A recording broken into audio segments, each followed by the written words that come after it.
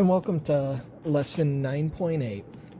We're going to explore several clinical applications associated with the muscular system. Clinical application 9.1, some muscular system disorders. In an autoimmune disorder, the immune system attacks part of the body. In myasthenia gravis, the part attacked is the muscular system. The name means grave muscular weakness. The body produces antibodies that target receptors for the neurotransmitter acetylcholine on skeletal muscle cells at the neuromuscular junctions. People with myasthenia gravis have 1/3 the normal number of acetylcholine receptors on their skeletal muscle cells. On a whole body level, this causes weakness and easily fatigued muscles.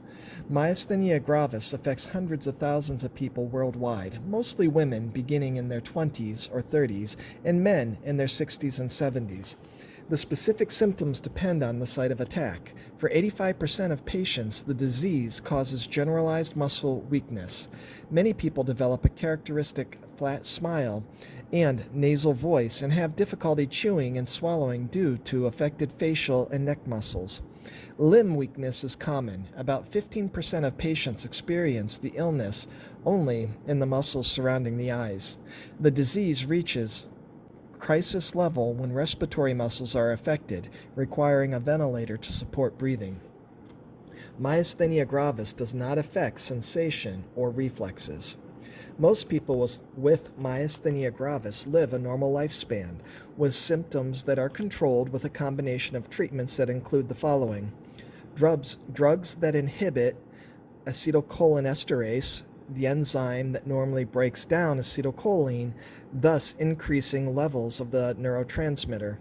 Immunosuppressant drugs such as corticosteroids, cyclosporine, and rituximab that decreases production of antibodies.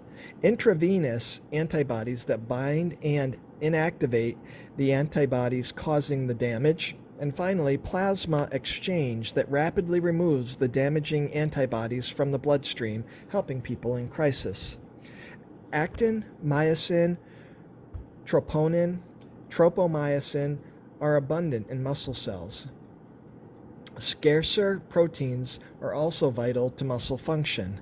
A rod-shaped muscle protein called dystrophin, for example, accounts for only 0.002% of total muscle protein in skeletal muscle. However, when, as a result of mutation, dystrophin is absent, deficient, shortened, or otherwise abnormal, a disease called muscular dystrophy results.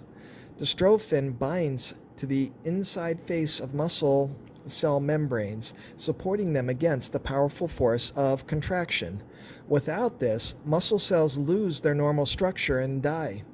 A new drug to treat the most severe form of muscular dystrophy skips over the mutation and enables cells to produce dystrophin, but it will take years to see effects on mobility of the person.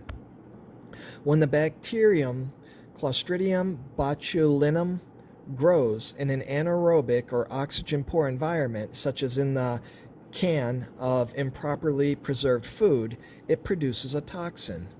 If a person ingests the toxin, the release of acetylcholine from axon terminals at the neuromuscular junctions is prevented.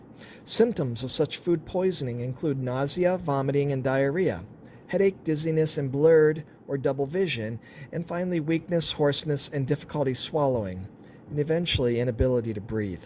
Physicians can administer an antitoxin substance that binds to and inactivates botulism toxin in the bloodstream, stemming further symptoms, although not correcting damage already done.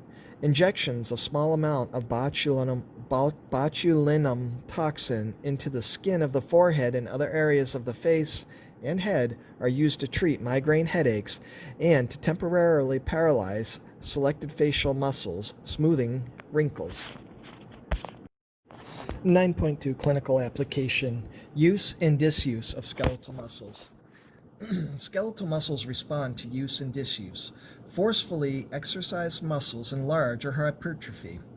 Unused muscles atrophy, decreasing in size and strength.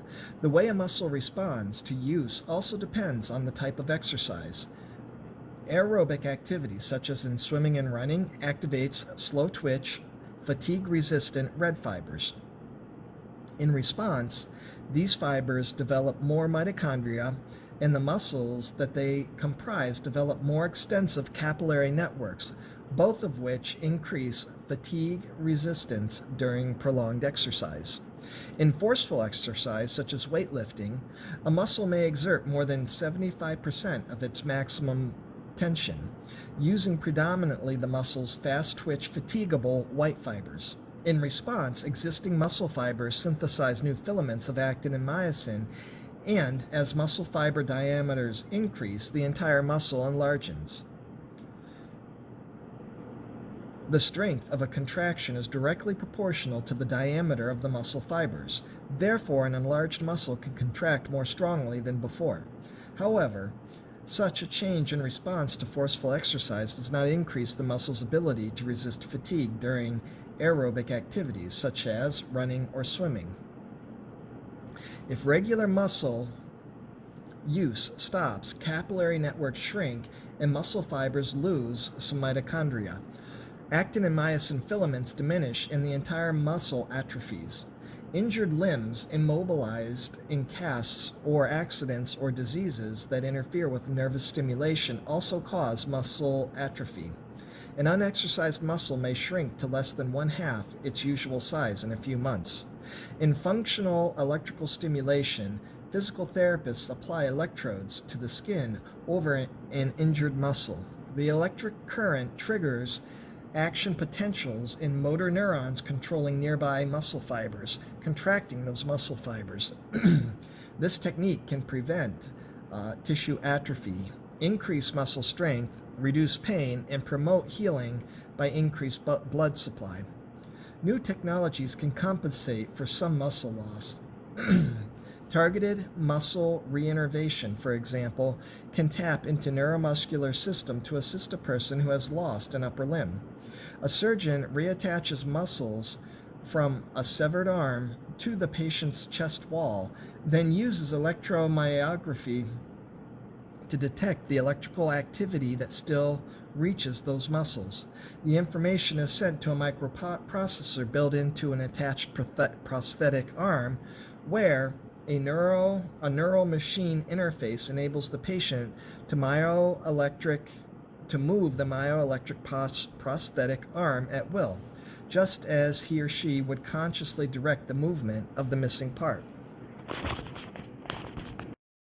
9.3 Clinical Application: Temporomandibular Joint Syndrome, otherwise known as TMJ syndrome. TMJ syndrome causes facial pain, headache, ringing in the ears, and a clicking jaw, insomnia, teeth sensitive to heat and cold, backache, dizziness, and pain in front of the ears. A misaligned jaw or grinding or clenching the teeth can cause TMJ by stressing the temporomandibular joint, which is the articulation between the mandibular condyle of the mandible and the mandibular fossa of the temporal bone. Loss of coordination of these structures affects the nerves that pass through the neck and jaw region, causing the symptoms. Getting enough sleep and drinking enough water can help prevent symptoms of TMJ, and eating soft foods, applying ice packs, using relaxation techniques, and massaging affected muscles can alleviate symptoms. A physical therapist can recommend exercises that stretch and relax the jaw, which may help some people. Sitting for long hours in one position can cause or worsen TMJ. Doctors diagnose TMJ syndrome using an electromyograph, in which electrodes record muscle activity in 4 pairs of head and neck muscle groups. Several treatments are available. The National Institute of Dental and Craniofacial Research recommends that treatments not permanently after the teeth or jaw.